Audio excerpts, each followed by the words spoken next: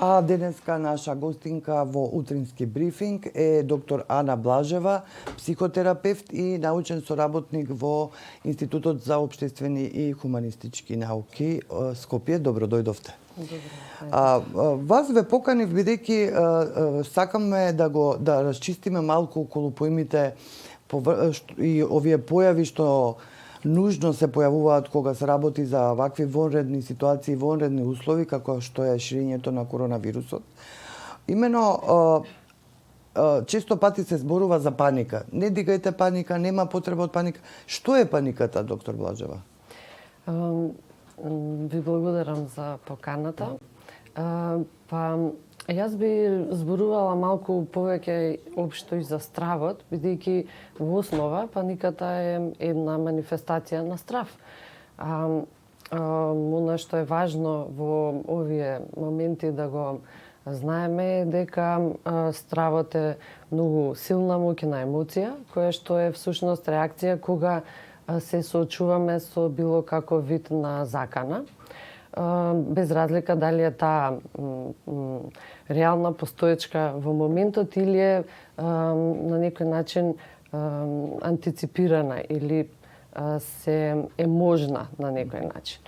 И реакциите на стравот можат да бидат најразлични, има различни манифестации на оваа реакција кога се плашиме и тие може да варираат од она што познатите три манифестации на страв, да се бориме, да се повлечеме или да се смрзнеме.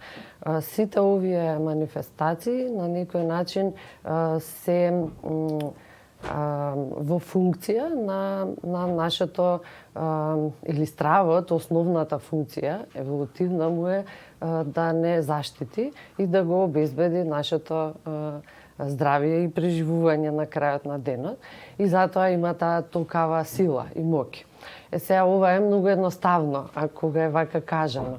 Меѓутоа, ние денес живееме во многу комплексен свет, стварност, нашите животи се многу покомплексни и кога се плашиме, тоа може да најде безброј варијанти како ќе се манифестира и на некој начин целата оваа комплексност исто така придонесува и да се чувствуваме недоволно сигурни во моментот во информациите кои што ги имаме, во институциите што треба да ги спроведуваат мерките за заштита и ова дополнително може да влијае на некои наши реакции. Се разбира, тука во игра влегуваат и сите лични, индивидуални и така натаму карактеристики што ги имаме,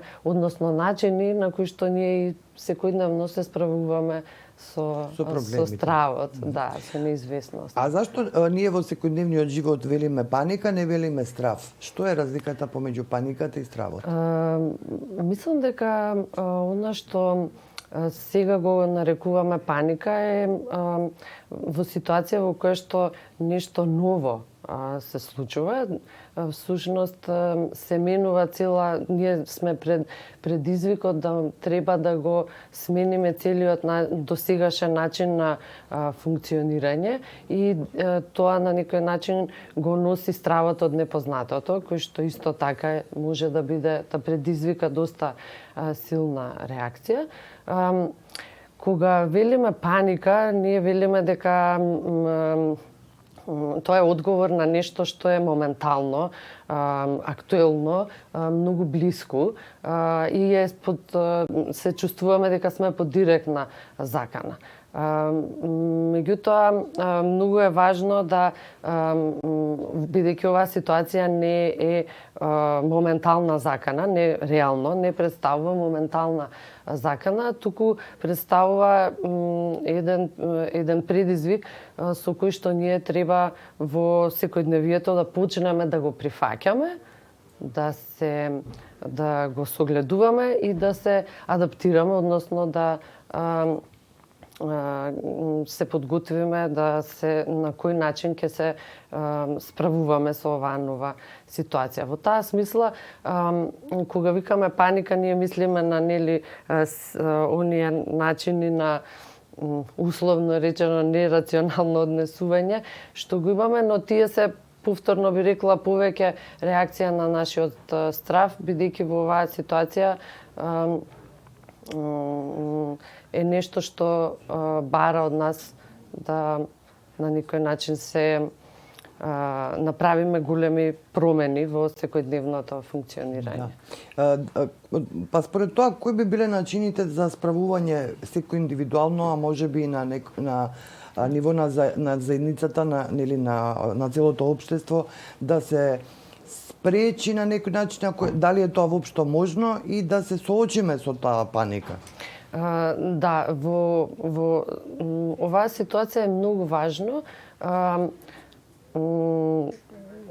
освен што се плашиме, да бидеме свесни дека се плашиме и таа свесност, бидејќи е многу различно кога действуваме од позиција на страв, а инаку е кога сме свесни за тоа дека се плашиме. Што значи тоа? Тоа значи дека ние кога сме свесни дека се плашиме, можеме полесно да го лоцираме изворот на проблемот и на заканата. Па така, иако стравот не мобилизира како да се справуваме панично со нешто што е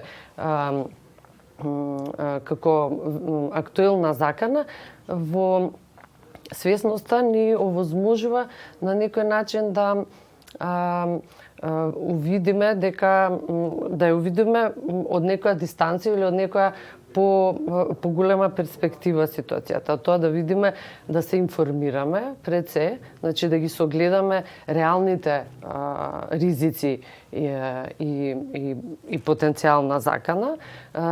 Тоа значи добро да се информираме, значи во оваа ситуација за да го на некој начин и регулираме и стравот и за да можеме поадекватно да се адаптираме на ново настанатата ситуација, многу е важно добро да се информираме, да ги следиме препораките за наша заштита.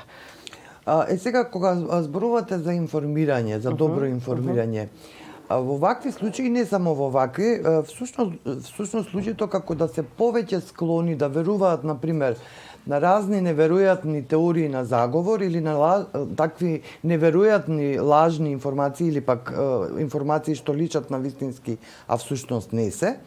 Од каде таа склоност на луѓето? Зошто повеќе сме склони да веруваме кон овие, во случајот на коронавирус, најневеројатни теории, некакви, од каде се појавил, зошто се појавил и така натаму?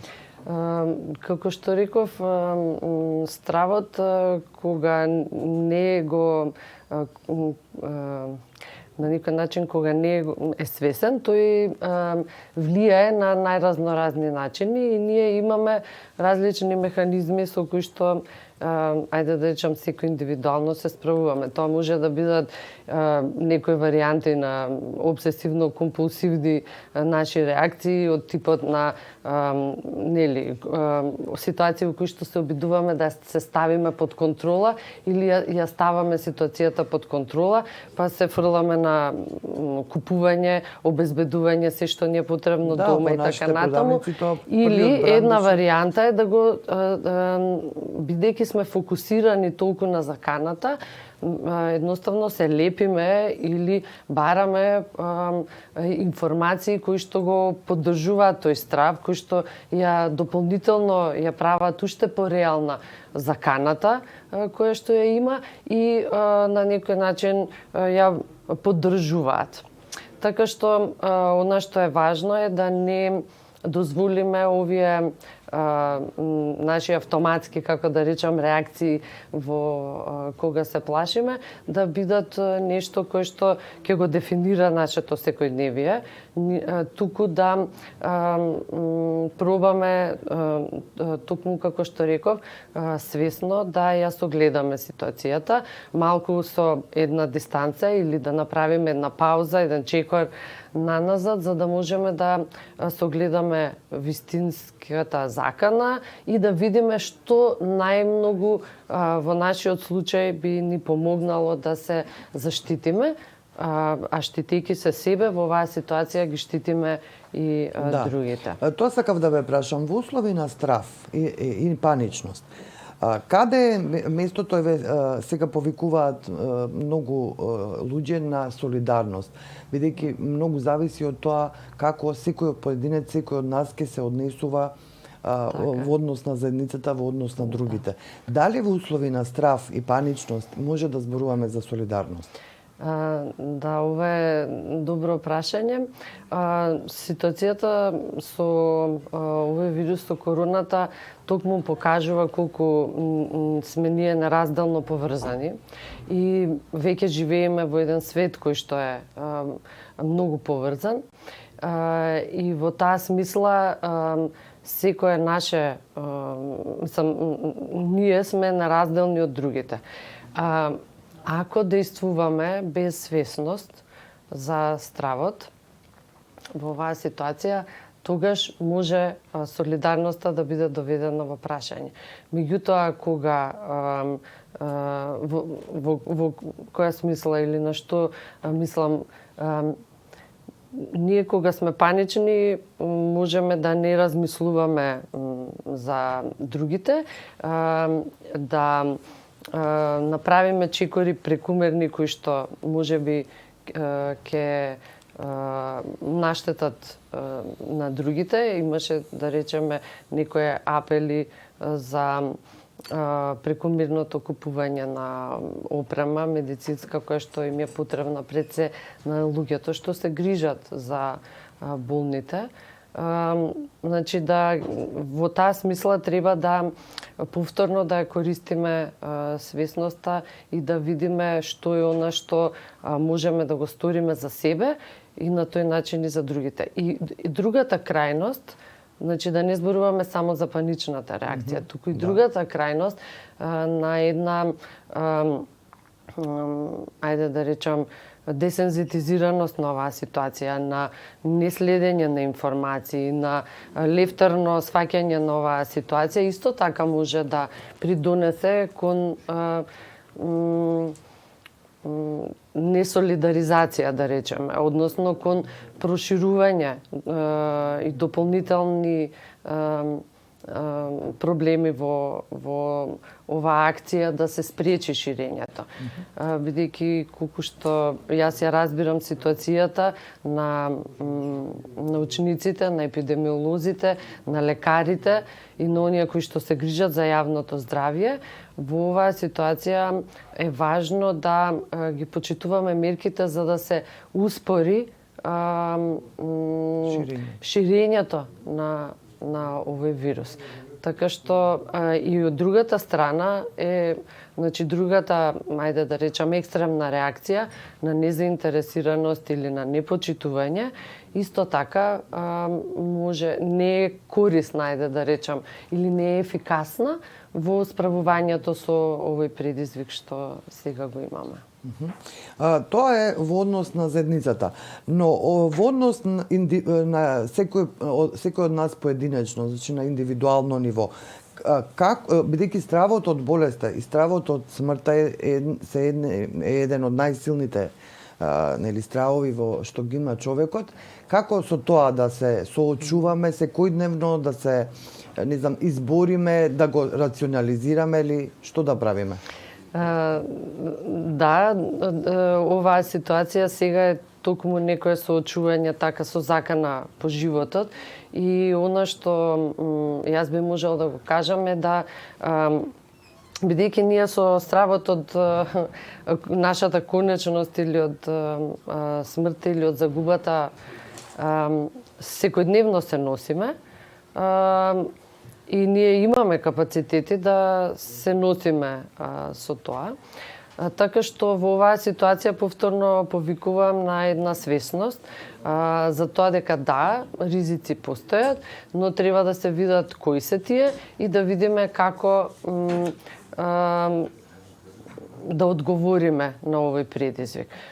Тоа не е едноставно за повеќето од нас, и во таа смисла можеби ова се исто така моменти во кои што би можела да апелирам на свртување кон своето ментално здравје и кон она кое што нели може да ни помогне да се соочиме и со овој предизвик што го имаме.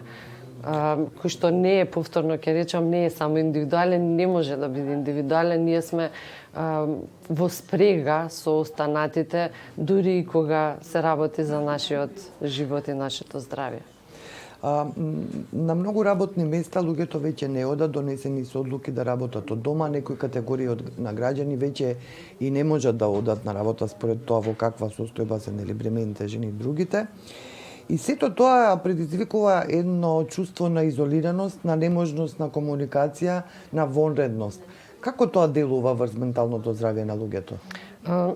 Состојбата на вонредност, мислам дека некако ја опфативме во она што претходно го говорев. Тоа е точно ситуација во која што ние сега треба да се адаптираме на нешто ново. Во однос на изолацијата, и таа знае да биде предизвик, особено за луѓето кои што сме нели постојано во движење, во работа и така натаму.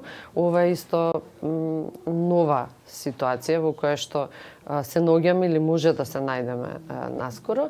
Јас би рекла дека треба и тука една на некој начин креативно да пристапиме и да видиме што можеме да добиеме во оваа ситуација или кои ни се можностите.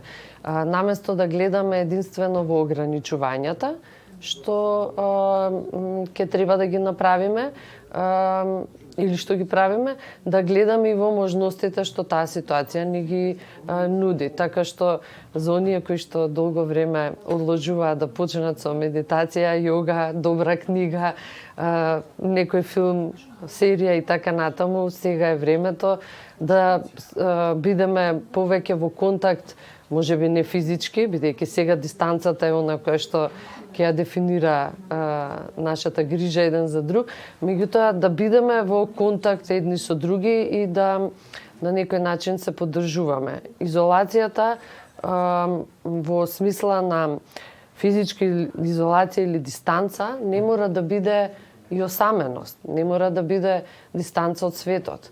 Да не зборувам дека ние сега имаме технологија која што во секој момент ни овозможува да бидеме во контакт со исто така со други. Голем дел од работата да се одвива преку овие дистанцирани начини на комуникација. Да, сакам едно прашање надвор можеби од оваа тема нели за однесувањето во време на коронавирус.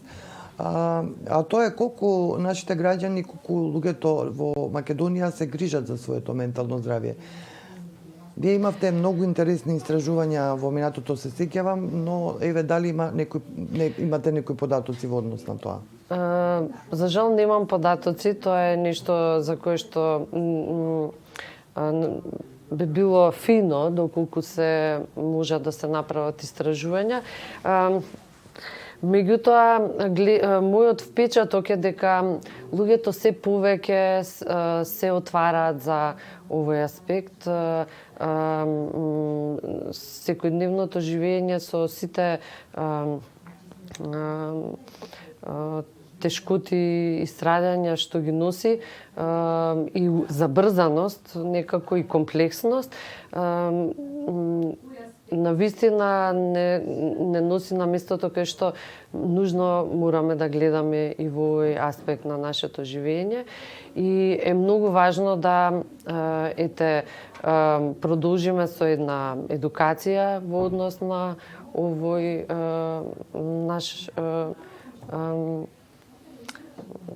во овој наш дел, значи Моето прашање е едноставно, бидејќи вие сте и психотерапевт, дали луѓето се повеќе отворени да одат на терапија ако чувствуваат дека нешто стануваат поотворени. Им треба или не? Стануваат поотворени. Мојот впечаток е дека стануваат поотворени и еве и оваа прилика може за тоа да кажам дека тоа е еден начин на кој што се грижиме за себе и за своето општо здравје и дека психолозите и психотерапевтите не работат единствено со патологија, туку напротив, работат со секојдневните проблематики со кои што луѓето се соочуваат, а нема доволно знаење или едноставно капацитет во моментот сами да се соочат. Сакам и уште едно прашање во врска со коронавирусот, а тоа е за децата.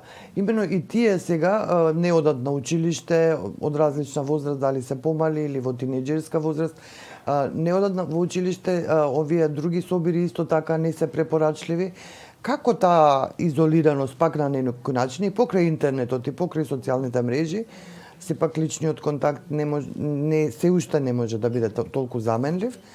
Како тие ќе го доживеат сето ова со што се случува? Па тоа зависи и од нели возрастните, како тоа ќе ние ќе го возможиме за нив на некој начин, колку ќе го олесниме или колку ќе го оттежниме на некој начин. Не сметам дека се децата специјално изложени, барем не во овој момент со овие мерки со кои што ние сега ги имаме, поголем дел од децата беа радосни дека нема да одат на училиште, нормално.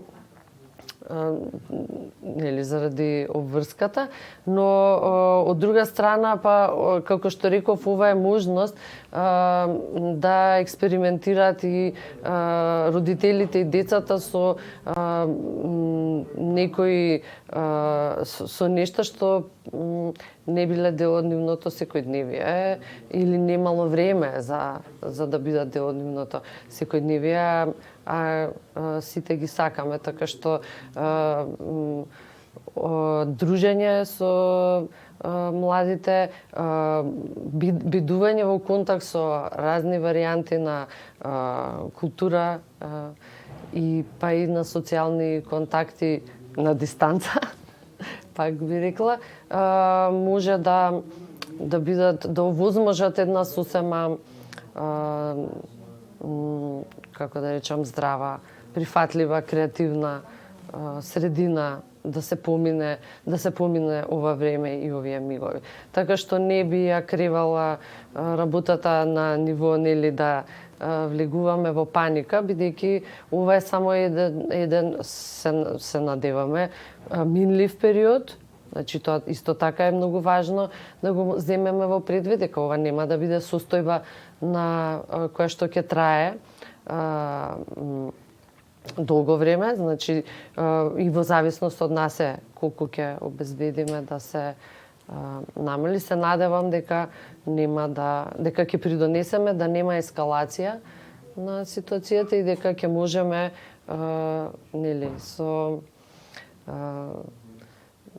на некој начин да одговориме на овој предизвик. Па добро, се уште не знаеме, тоа е исто еден момент на неизвестност, бидејќи ние не знаеме колку ќе трае оваа состојба и како ќе се развива, во кои насоки, колкави размери ќе заземе и таа неизвестност всушност ми се чини, поправете ме, придонесува кон тој страв. Да, токму така, неизвестноста и непознатото што ќе се случи, бидејќи ова е нова ситуација, се, како што реков, го поддржуваат на некој начин стравот во ситуацијата и се можат да делуваат застрашувачки.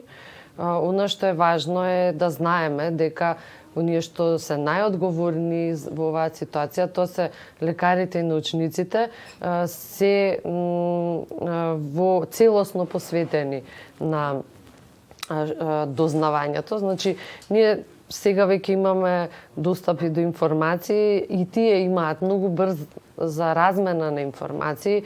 Веќе се прават истражувања, се објавуваат трудови и во таа смисла сакам да кажам дека на некој начин тоа што научниците, лекарите важно е и политичарите тука да се на ниво на задачата да преземаат адекватни мерки во ситуацијата за заштита и превенција, да и на крајот е до нас да тие мерки ги почитуваме. Меѓутоа да знаеме дека не сме сами во оваа ситуација и дека во целата оваа неизвестност сите ние можеме да придонесеме да ја направиме да биде поизвестна и по-безбедна. Многу ви благодарам за овој разговор. Тоа беше доктор Ана Блажева, со која што разговаравме за различните аспекти на стравот околу коронавирусот.